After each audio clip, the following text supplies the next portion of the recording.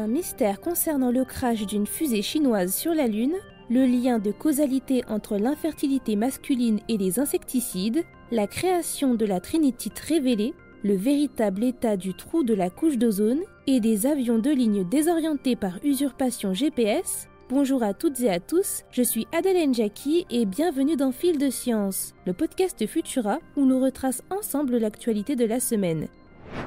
Allons-nous réussir à résoudre ce mystère ? Des ingénieurs de l'université de l'Arizona aux États-Unis affirment que le reste d'une fusée chinoise, Long March 3C, se serait écrasé sur la face cachée de la Lune, mais en ne laissant pas un cratère, mais plutôt deux, suggérant donc que cette fusée devait transporter une charge dissimulée. Une découverte assez étonnante puisque la Chine a toujours prétendu que l'étage supérieur de sa fusée avait brûlé dans l'atmosphère terrestre. Cependant, les ingénieurs affirment que les marques laissées sur le satellite proviendraient bien d'un propulseur de la fusée Long March 3C de la mission Chang'e 5T1, une fusée lancée en 2014 par l'agence spatiale chinoise qui se serait écrasée sur la Lune il y a presque 2 ans maintenant. Et d'après leurs observations, la fusée telle qu'elle était conçue n'aurait pas pu être à l'origine des 2 cratères laissés sur place, espacés l'un de l'autre d'environ 30 mètres. Car en tombant, son propulseur aurait dû basculer du côté le plus lourd, soit du côté où se situaient ces 2 moteurs de plus de 1000 kg. Pour que la fusée Long March 3 puisse réaliser 2 cratères en tombant,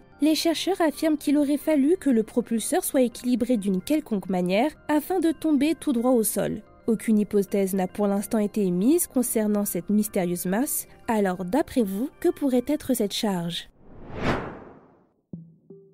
Infertilité. Une analyse montrerait qu'une exposition aux insecticides serait liée à une baisse de la concentration de spermatozoïdes chez les hommes adultes, et ce, à travers le monde entier, ce qui représente une nouvelle préoccupante en termes de santé publique. Pour en arriver à cette conclusion, des chercheurs américains et italiens auraient passé au crible fin 25 études couvrant 5 décennies de recherche sur la fertilité masculine et la santé reproductive. Ils auraient ainsi examiné au total les données médicales de 1774 hommes dans 25 populations issues d'Asie, d'Amérique du Nord, d'Amérique du Sud et d'Europe. Ces individus auraient été exposés à 2 familles d'insecticides que l'on retrouve généralement dans les eaux et les aliments contaminés. Si l'équipe de chercheurs affirme un lien fort entre l'infertilité actuelle des hommes et les insecticides, il serait difficile d'expliquer pour l'instant les mécanismes qui nuisent à la concentration de spermatozoïdes. L'étude rappelle cependant que les insecticides interféreraient directement avec les hormones et ou endommageraient les cellules des testicules.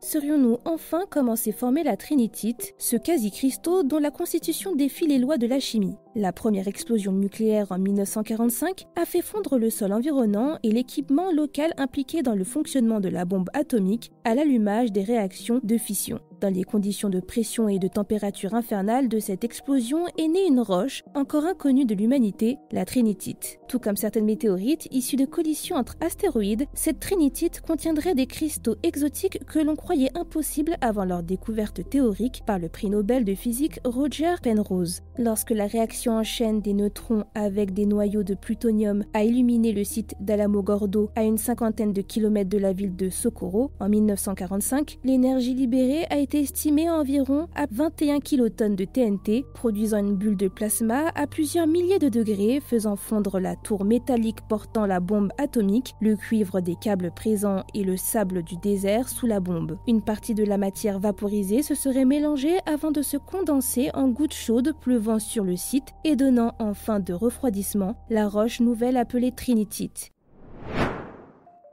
Cette nouvelle étude va à l'encontre de multiples prévisions qu'ont fait la communauté scientifique. Des chercheurs de l'université d'Otago en Nouvelle-Zélande ont affirmé cette semaine que le trou de la couche d'ozone s'approfondirait au lieu de se résorber. Si le corps scientifique remarque depuis plusieurs années une variation de taille de ce trou au fur et à mesure que les mois passent, ces derniers et plus précisément l'Organisation météorologique mondiale prédisaient cependant en janvier 2023 que la couche d'ozone devrait ne plus avoir de trou d'ici 2040 pour la majeure partie du monde, d'ici 2045 au-dessus de l'Arctique et d'ici 2066 au-dessus de l'Antarctique. Une annonce prématurée d'après les chercheurs néo-zélandais qui auraient effectué des recherches approfondies sur l'épaisseur de la couche d'ozone au cours de ces 20 dernières années et qui auraient découvert que les niveaux de concentration en ozone auraient en réalité diminué de 26% depuis 2004, une découverte qui indiquerait que certaines parties du trou seraient restées très étendues mais surtout de plus en plus profondes, un détail qui qui n'apparaîtrait pas vraiment dans les précédentes études scientifiques qui mesuraient plutôt la longueur et la largeur du trou que sa profondeur. D'après les chercheurs, ce creusement continu serait dû à des changements dans la structure du vortex polaire au-dessus du pôle sud, une masse d'air froid qui circule dans l'atmosphère et qui aurait été perturbée par les émissions de gaz à effet de serre causées par de grands feux de forêt, les activités humaines et le cycle solaire entre autres. Pour l'instant, cette étude ne fait pas encore l'unanimité parmi la communauté scientifique. D'autres recherches seront donc nécessaires pour confirmer cette possible aggravation du trou dans la couche d'ozone. On termine ce fil de science dans les airs, mais avec une actu assez inquiétante. Au cours de ces derniers mois, dans l'espace aérien du Proche et du Moyen-Orient, plusieurs avions de ligne ont connu des pannes de leurs instruments de navigation en plein vol. Ces incidents seraient dus à des attaques par spoofing, un procédé d'usurpation d'identité GPS qui enverrait de faux signaux de localisation tout en générant de puissants brouillages. Une situation préoccupante puisque ces attaques induiraient en erreur l'équipage des avions, les laissant penser qu'ils volent à des kilomètres de leur réelle position. C'est ainsi qu'un appareil a failli pénétrer dans l'espace aérien iranien sans autorisation. Mais cette actualité vient également mettre en évidence un défaut fondamental de l'INS, la centrale inertielle présente dans les avions, car ce système de navigation qui ne fonctionnerait pas à l'aide du GPS, mais qui se référait ponctuellement sur les positions qu'il délivre, aurait lui aussi indiqué de mauvais positionnements alors même que ce système est censé pouvoir garder ses capacités de navigation en cas de défaillance GPS. Le grand problème, d'après les spécialistes, est qu'il n'y aurait aucun moyen de lutter contre ce phénomène, car la faille ne pourrait pas être corrigée sans révolutionner l'avionique. Retrouvez les images concernant ces attaques par spoofing et le reste de nos actualités sur Futura. C'est tout pour cette semaine. Si vous nous écoutez sur les applications audio, pensez à vous abonner pour nous retrouver toutes les semaines et à nous laisser une note et un commentaire pour soutenir notre travail. Cette semaine, je vous invite à découvrir notre dernier épisode de Vitamine Tech, dans lequel je vous parle de la mise en service du plus grand parc photovoltaïque jamais construit, à quelques kilomètres d'Abu Dhabi. Quant à moi, il ne me reste plus qu'à vous souhaiter un excellent week-end. À la semaine prochaine.